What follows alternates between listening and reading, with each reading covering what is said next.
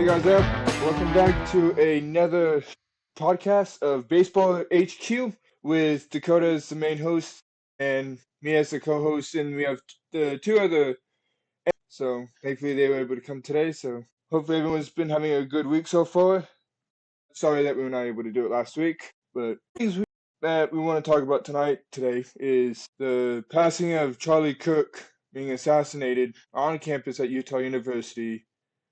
Then we'll go down to Anthony Rizzo's retirement, some of the highlights he's done, and some stats with Aaron Judge becoming the fifth Yankee baseball player to pass Joe DiMaggio, Kershaw's retirement, and then the downfall of Tanner Scott and how he's been pitching lately so far. But a few things about Charlie Kirk was that he was honestly a man who was not afraid to stand up to talk and speak about what was right. He had a Christian belief, which not many people out there who's like willing to put out the name of Christ out there, but he was like, prove me wrong with his little tent saying, prove me wrong. I'll have a debate with you, I'll talk, but I'm willing to listen, but prove me wrong. And when he would let him talk for whatever it was, but it's like he would always stand up for what he believed in, what was right, and what was biblical. If you ever heard his salvation testimony, I strongly suggest you go listen to it. It is a good one, but passing of Charlie Kirk was honestly sad and was not expecting it. But yeah, I think that my dad he and his friends talked about this on a podcast that they have, Fire for Effect. You should go check it out. But they were talking about this, and they said that sometimes the death of good men, more good can come from the death of good men than from the life of good men. How that more things can be accomplished in their death and after their passing than it can in their lifetime. And I think that can be true for this particular incident with Charlie Kirk. Everything you said, Nolan, about Charlie Kirk, absolutely true. I think I will add that he did it in a way that was not demeaning, that was not criticizing, and that is what made him so effective. Because no matter who he was talking to, no matter whether they were male, female, black, white, American, Asian, European, like, it didn't matter who they were. He viewed them all as equal, and he never spoke meanly to them. He always spoke to them viewing them as equals. And the Charlie Kirk show, also another one that you should listen to. I think it was J.D. Vance, he was hosting the podcast for this day, and he heard that Erica Kirk had told someone that Charlie never at all raised his voice at her. Never. I mean, I don't know that even some of the best couples can say that, at least on one instance, they've never gotten heated or maybe raised their voice a little bit. But Charlie never did that. And I think that's what made him the man he was, and honestly the man that we all know him in his life and death. Yeah, there's this saying, the blood of the martyrs is the seed of the church. And I guess, as Christians, we can view him as a martyr for the Christian faith. Somebody shot him because they didn't agree with his views. He talked about God a lot. Somebody was like, you know what, I'm just gonna silence him. But you don't just silence people like that. When somebody is martyred for their faith, it causes other people, like Christians, to get bolder. And we're seeing like a big change in our country now. The direction of our country, it's going the opposite direction of what it was. He had such an impact on the young people, and teenagers and college age students are starting to become more bold about their faith, going out and talking more about their faith and stuff. He just had a really big impact on those kinds of people. Yeah, back on my previous point about how there's been more accomplished in his death than there has been in his life. Last I heard, there have been over 50,000 requests to start Turning Point USA high school and college chapters. 50,000. That in itself shows the impact of a man who knew what he believed in, was willing to fight for what he believed in, and didn't matter the consequence of what happened to him. Then I've heard read a quote that said, paraphrasing it, is basically people saying, I hate that speech. I hate speech. They would say, like, Charlie Kirk, what he would say is like, that's hate speech. He's all a hate speech. He's all gun. He's all this. He's all that. I'm like, The reason why people call it hate speech because they don't like it.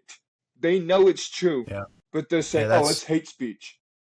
It offends me. It's like that's what my dad and his friends talked about. That they said they label it hate speech just because they hate it. It's not because it is hate speech. It's because they personally hate it. So, and that gets into the topic of free speech and whether it's really free in America. But that's a totally different topic for a totally different podcast. But yeah, it's tragic. passing to Charlie Kirk. Basically, I feel like I've heard the saying. This is the last thing before we move on. Charlie Kirk for us is Martin Luther King Jr. in our generation. Martin Luther King Jr. stood for freedom of black people. Charlie Kirk is standing up for what was right in our generation. I just read that on October 14th is an honorary day that they're gonna make for Charlie Kirk. So honoring him in that way is probably one of the best ways to do it. You guys have anything else about Charlie Kirk, or? I think you pretty much summed it up in that. And now, the retirement of one of the best Chicago Cubs players, Anthony Rizzo. And I have a trivia question. What year of Anthony Rizzo's career was his all-time high? Ooh. That's a good question. No looking it up. We're gonna figure this one out. I don't think it was 16. What was the question? Anthony Rizzo's best career. What was Anthony Rizzo's best year of his career? Definitely wasn't any time with the Yankees. 17? Close. I'll give you a small hint. They won this year. Are you They kidding won me? that year. 2016. 2016. Here's his stats from 2016 of Anthony Rizzo. Home run, 32 career high, 109 career high for RBIs, an OPS as a .298, and batting average of a .277. 3 home runs, 10 RBIs in the Cubs' historic World Series victory. 2016 was Anthony Rizzo's best year. I'm not the Cubs fan, so you guys take this one. You guys start with this one. All right, yeah, our family is Cubs fans. I still remember when they won the World Series, but even like the seasons like before that, I just remember Anthony Rizzo. He was my favorite Cubs player. He had really good defensive skills. He was one of, I would say, like the Cubs' best first basemen. And Anthony Rizzo and Chris Bryant, they had this thing where like they would make the best double plays. It was just amazing to watch. So I was really sad when he got traded to the Yankees. There was no more double plays with Chris Bryant. And then Chris Bryant got traded to the Rockies. And then Anthony Chris Rizzo, Bryant's career has gone down the tubes. He still has a contract with the Rockies until like a couple years. Chris Bryant getting traded to the Rockies is the same as Anthony Rendon getting traded to the Angels. Yes. Because after Chris Bryant got traded to the Rockies, he's played like what? Barely. I don't even know how many games he's played. He's been injured too much. That's the same with Anthony Rendon. After we traded him to the Angels, or after he left the Nets, signed like a big 8 to 10 year, however many $1 million contract with Anaheim. He's been too injured to play. And a funny thing What were you? And the funny thing I read on Instagram and I shared with some other people, it had the photo of the manager of the Angels, and underneath it said, "Free tryouts for anybody. No experience needed." Like that's how bad they are. Like all you have is Mike Trout, Zach Neto, and Rendon. It's like, what are you gonna do now? Don't forget Adele and Ward. Yeah, you have those two guys, but it's like you had Ohtani from good amount of years. You traded him. He was a free agent. Dodgers picked it up. And getting back to Anthony Rizzo. Bet you didn't know this about Anthony Rizzo. He was also a pitcher. Yeah, he struck out Freddie Freeman. He pitched in 2 games career, 0-0 win-loss, a 0 ERA. Mm-hmm. 1 inning pitched, 1 strikeout. Yep, Freddie Freeman. I'll bet Freddie Freeman laughed his head off. Not gonna lie. He was laughing. Yeah, I think I remember seeing that video. Yeah, I remember watching that game. And then looking at his fielding, did you know he played second base for the Cubs in 2016? He played second base for the Cubs in 16, and 17. Third base in 17. Left field in 17. So he bounced all over the place. He was almost like a utility man at that time. Yeah. MLB career. I don't know. I'll have to find his career stats somewhere else. Maybe somebody else can find it before I do. Oh, there we go. MLB career, 303 home runs. Yeah. That was Thomas. He had 242 of his home runs with the Cubs. It was the 6th in franchise history. That's crazy. And then he batted 261 career. Not a bad way to go out. Hope he found the Freddie Freeman strikeout. I did not find that. Yeah, I got the strikeout. Here, I'll show the strikeout. David Ross made the move to match up against Freddie Freeman.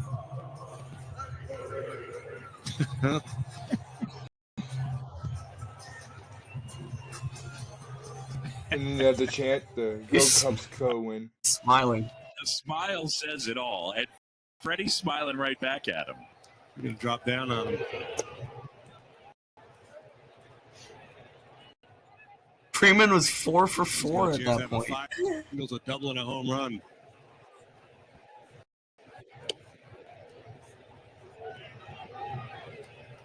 I swear if he comes back from 3-0 to strike him out. The bottom of the 7th. And there's a strike. Got to be hacking there.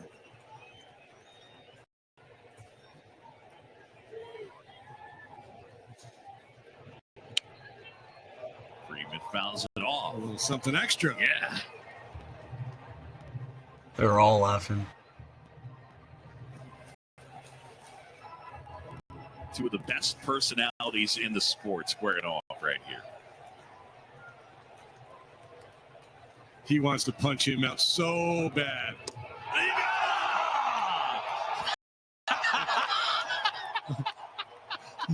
That is unbelievable. That's insane. So Freddie Freeman and Anthony Rizzo. Anthony Rizzo striking out Freddie Freeman, which you don't usually see other players pitching unless if they're losing by like 20-something points or if they're up by 20 points. How do you think the Cubs are going to do it next year, unless they make the postseason? Well, postseason, I don't know. I guess Have fun. Have fun on the postseason. They're not going to last long in the playoffs. No, they're not going to last that long in the playoffs. I mean, you just saw the smile on Freddie Freeman's face after the strike. I mean, I don't think he was meaning to strike out, but I mean, maybe he was. We don't know. And honestly, whenever I see like a fielder or a player versus another fielder, I also just want to see how it goes. Like, is he going to hit a home run or is he going to strike out? Those are the fun times, but it's like, hopefully we can see more in the future. I've got a highlight of Anthony Rizzo.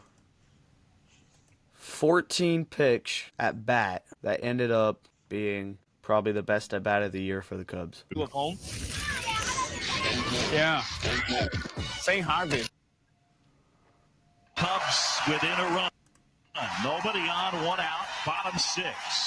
2-2 to Rizzo. Drill to right. That one, get up. Gone. Oh, my goodness. Are you kidding me? What an at-bat from Anthony Rizzo. An absolute marathon. Is he excited? Look at the dugout. I mean, they're... Wishing well to Anthony Rizzo as he does whatever baseball players do in retirement. I'd have to say, in our generation, one of the greatest Cubs players ever known.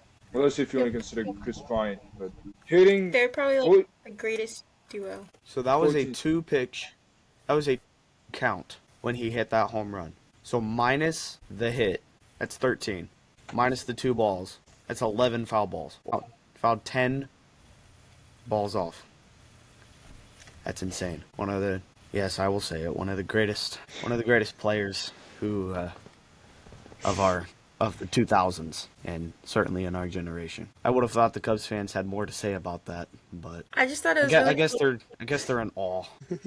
No, I thought it was really cool that he signed a 1-day contract with the Cubs just so he could retire as a Cub. Yeah, that seems to be a common trend nowadays.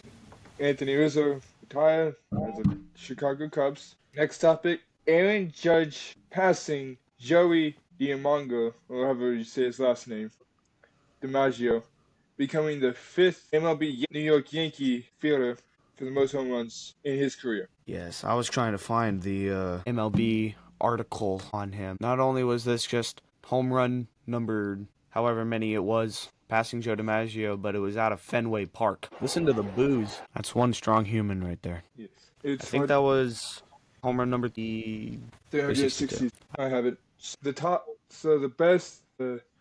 leader of the New York Yankees home runs is obviously Babe Ruth with 659, and with Mickey Mantle with 536.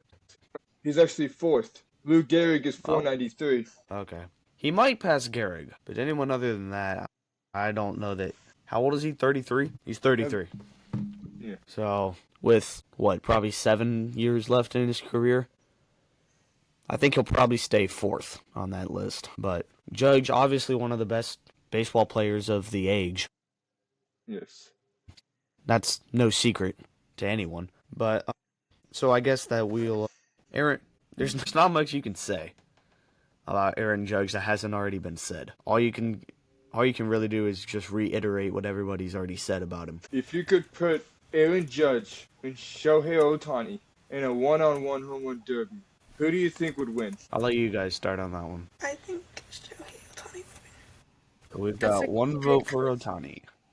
Yeah. Yeah, probably. Yeah, I'd have to go with Ohtani. Aaron Judge. I feel like Ohtani would throw stuff that Aaron Judge wouldn't be able to hit. So you think Ohtani should throw Aaron Judge pitches in the home run derby too? Okay. And Aaron Judge still wouldn't be able to hit because That's true. Ohtani would I wanna fill up look up. Like, Oh wow. Against Shohei Ohtani, Aaron Judge is 2 for 2 with a home run and an RBI. okay, never mind. So that's a... But that's only 2 career at bats. Yeah, exactly. So I'll still go with Ohtani.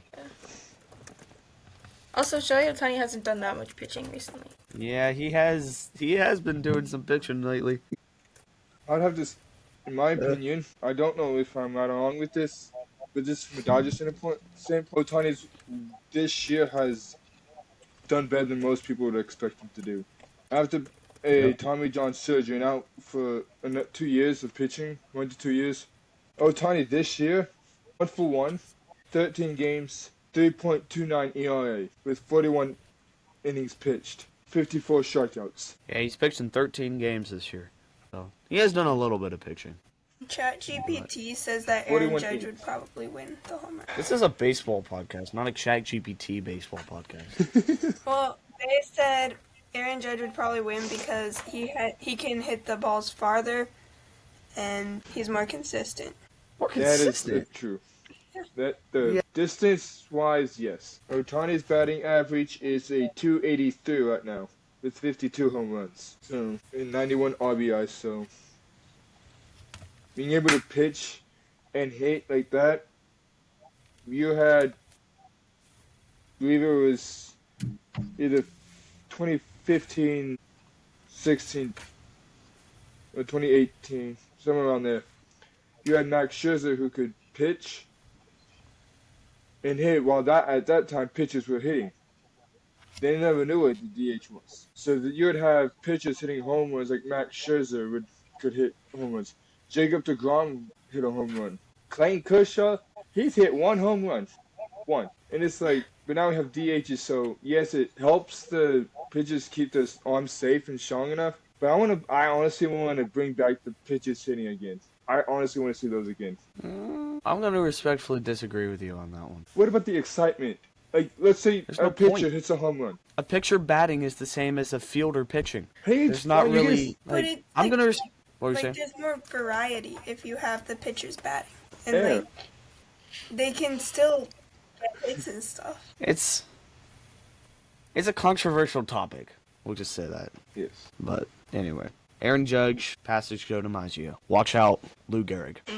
Now, one of the best pitchers, Clayton Kershaw. I'm up and down with this. I'm happy he got his 3,000th pitch this year, and I'm not surprised he's retiring. I had a theory he's going to retire this year, but if he was going to say 1 more year, I'm like, he's risking his arm because he's already had multiple surgery on his arm. So after Clayton Kershaw retired from last night pitching, was probably one of the best ones. So let me pull up having Kershaw ending his career at a 10.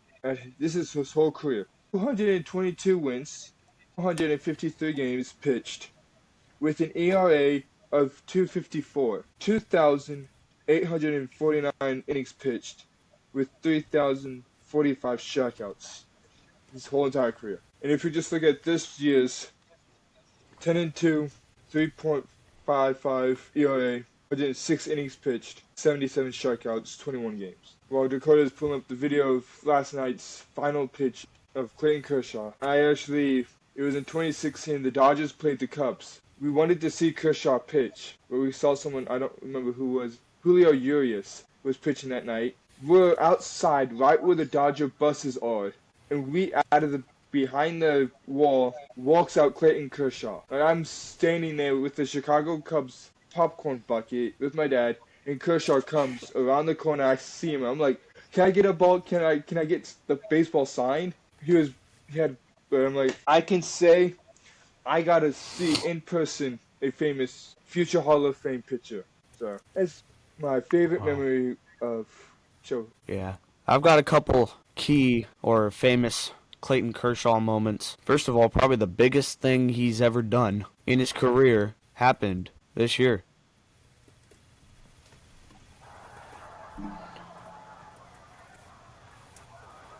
Curveball down and inside. A ball and a strike on the number 9 hitter for Pride. Clayton Kershaw, 2 pitches away from 100. 1 strikeout away from 3,000.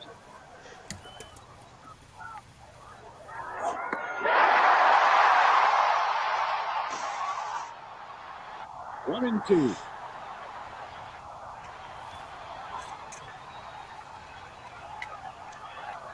The ravine rises, ready to erupt.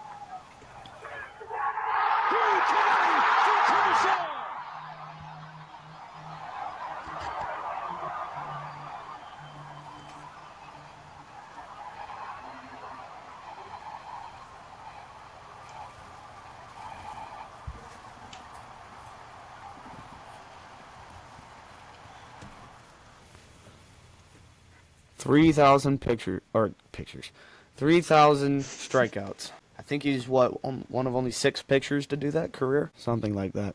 But you could see just the joy in every Dodgers fan and every person in that Dodgers dugout, especially Dave Roberts, both hands in the air celebrating. And here is that fabled blast that Nolan told us about.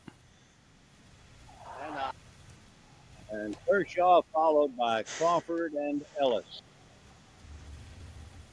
And a high fly ball to center. The gun going back. It's over his head. It's over the fence.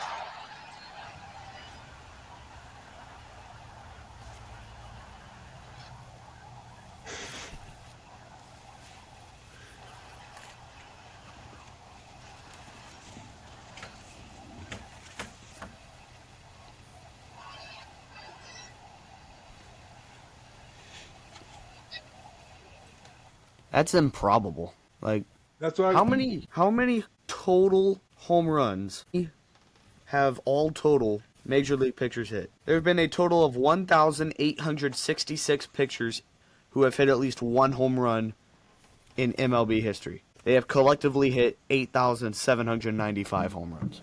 I would dare to bet that most of those were probably in the 1900s. That's When pitchers would bat every day. And then, as Nolan talked about, what a great way to go out on a career.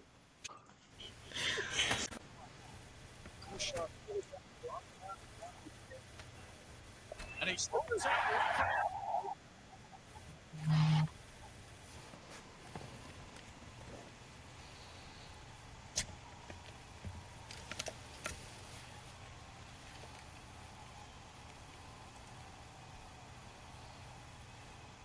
And this was last night. The cool thing was, when he got his 3,000th pitch, it was with the White Sox. Kershaw hit a home run against the Giants. He ended his career against the Giants and still won the game last night. Man, listen to that Dodgers crowd. Kershaw is one of this generation's greatest pitchers. But if you have to combine Kershaw with all Hershiser, most people in my dad's generation, all Hershiser, in my opinion, was Kershaw. It was hard to strike out against Kershaw. All Hershiser was a beast at pitching. So if you try to pitch against Kershaw or these generations, Verlander's prime time, DeGrom, Scherzer, on their prime, it was very hard to pitch against them. You can even bring in Shohei Ohtani. It's like being able to throw that many pitches, that many strikeouts, and be able to get that much recognition. That honestly is incredible. And also being a Dodger his whole career. Because when he went on free agency after last year, I bet saw that there were some teams that were like, he's gonna go here, he's gonna go there. It's like he's sticking with the Dodgers. He wants to end his career as a Dodger. He wants to get his 3,000th strikeout as a Dodger. So honestly, him retiring as a Dodger, getting the 3,000th strikeout this year, and getting that much recognition is honestly one of the greatest accomplishments he's done. Great way to go. And the part I do not want to talk about. The part Tanner Scott. Let's go look at his ERA right now. He is that one pitcher I cannot stand. The reliever. I cannot stand. 58 games. He's 1-3 with a 4.64 ERA with only 57 strikeouts. But his career, his career for right now is a 3.7 ERA. Here's the thing. There was one game this past week where he allowed 2 runs. Then the next game, we had a no-hitter. It may have been Shohei or Yamamoto pitching. He gives up a hit. They sit him down in the 9th inning. Who should we put in? Let me just give Tanner Scott one more chance. A walk. Another walk. A double. Yeah, that game My bad. Let's just keep him in a little longer. He might do better. Home run. And then they put another bad reliever and we lose the game with a no-hitter. The next game, no-hitter. They gave up a home run. That game was Shohei, I believe. Unless if Shohei was first game, then it was Yamamoto. I don't clearly remember. Gives up a home run, which is in the 9th inning. Guess who they put in? Again. The one pitcher who has a 4.64 ERA gives up the game right there. Yeah, what was Roberts even thinking? Just another added stat to that. Tanner Scott tied with Ryan Helsley for the lead for the most blown saves in 9. And that's followed up by honestly some pretty good pitchers. Weissert, Jeff Hall, Reed Garrett. Problem. Because this video that we're about to show is the 3rd walk allowed.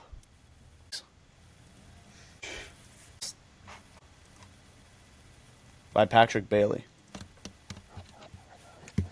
Bailey is going to hit.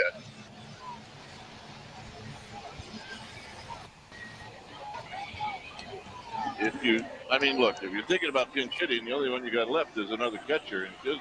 Well, Bailey's faced him twice. He's 1 for 2, so he knows him. And out of that, Bailey's been swinging. So now you got to force at every base.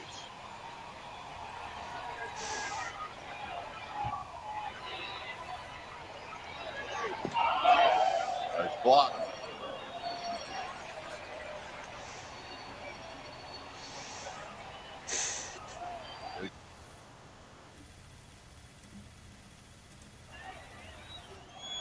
High drive!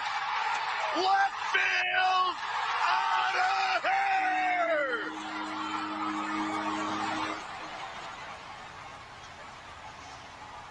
And we are going home!